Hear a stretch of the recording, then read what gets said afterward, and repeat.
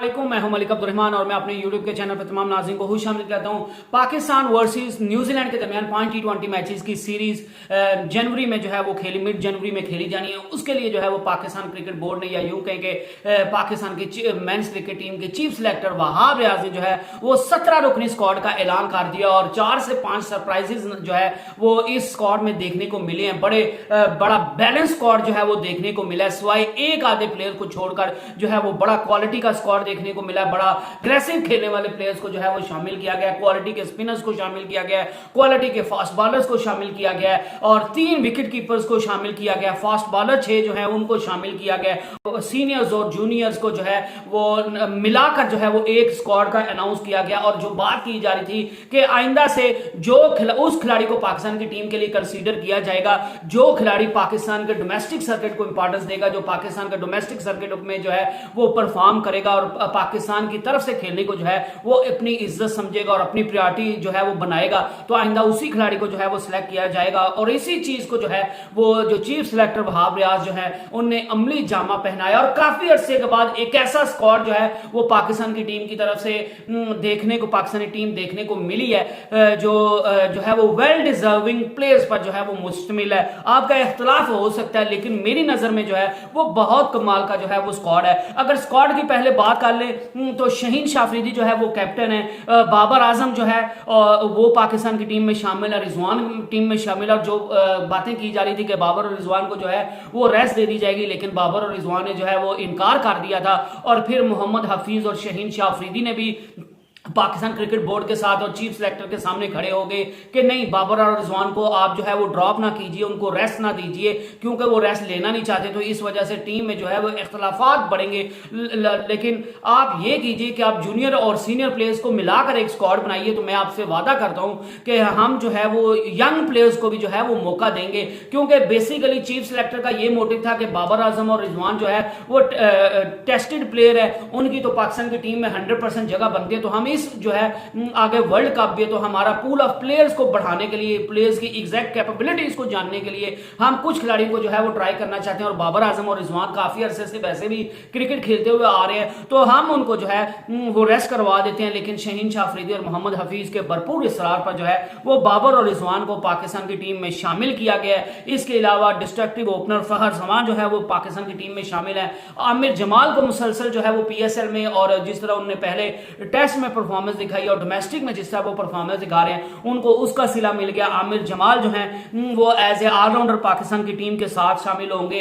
हारिस रऊफ जिनके बारे में जो है वो मुतअद्दिद खबरें सामने आ रही थी कि मे भी उनका कैरियर खत्म हो जाए, हारिस रऊफ जो है वो पाकिस्तान की टीम में T20 टीम में आपको खेलते हुए दिखाई देंगे। साइम अयूब जो है वो आपको पाकिस्तान की टीम की तरफ से खेलते हुए दिखाई देंगे। साहिबजादा फरहान जो पिछले 3 से 4 साल से जो है वो डोमेस्टिक क्रिकेट में रन्स के अंबार लगा लगा के थाके हैं, उनको फाइनली जो है वो मौका दे दिया गया और साहिबजादा फरहान जो है वो पाकिस्तान की टीम में शामिल है। हसीबुल्लाह जो कि पिशावर जलमी की तरफ से खेलते हैं PSL में और बड़े जो है वो डिस्ट्रक्टिव ओपनर हैं, बड़े जो है वो डिजर्विंग प्लेयर हैं और लेफ्ट हैंडेड बैट्समैन है और विकेट कीपर बैट्समैन है, उनको जो है वो इस स्क्वाड में शामिल किया गया। और जो 3 विकेट कीपर शामिल किए हैं, आजम खान, हसीबुल्लाह और मोहम्मद रिजवान जो है ये पाकिस्तान की टीम में शामिल होंगे। इफ्तिखार अहमद जो है उनको पाकिस्तान की टीम में शामिल किया गया है। आजम खान जो है उनको जिस तरह के वो खिलाड़ी मौजूद हैं और जिन नंबरों पर वो चौथे 5वें नंबर पर खेलते हैं जहां पे फिनिशिंग करने वाला को बंदा चाहिए, तो मेरे ख्याल से आजम खान से बेहतर जो है वो कोई और बंदा इस पोजीशन पर हो नहीं सकता। और यही चीज जो है वो पाकिस्तान के चीफ सिलेक्टर ने कही, वहाब रियाज ने कही कि हमें उन नंबरों पर मिडिल ओवर्स में और मिडिल ऑर्डर में जो है वो एक ऐसा बंदा चाहिए जो मैच का पांसा पलटने की सलाहियत रखता, और वो चीज जो है वो आजम खान में मौजूद है।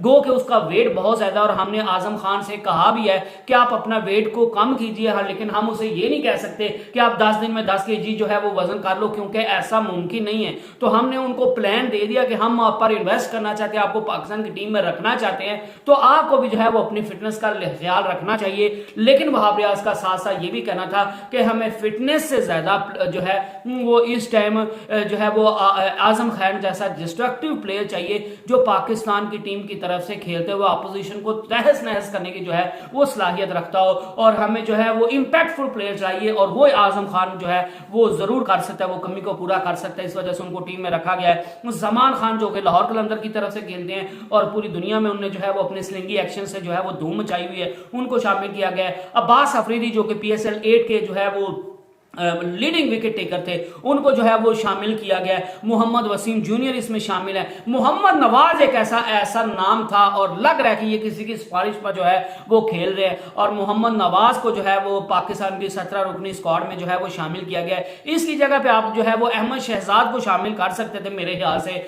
लेकिन मोहम्मद नवाज को जो है वो शामिल किया गया। मुझे लगता है ये किसी की सिफारिश पर आए, क्योंकि उन्होंने ऐसी कोई परफॉर्मेंस नहीं दिखाई कि जिसकी बिना पर आप कह सके कि मोहम्मद नवाज की ये परफॉर्मेंस, इस परफॉर्मेंस के बुनियाद पर जो है वो उसको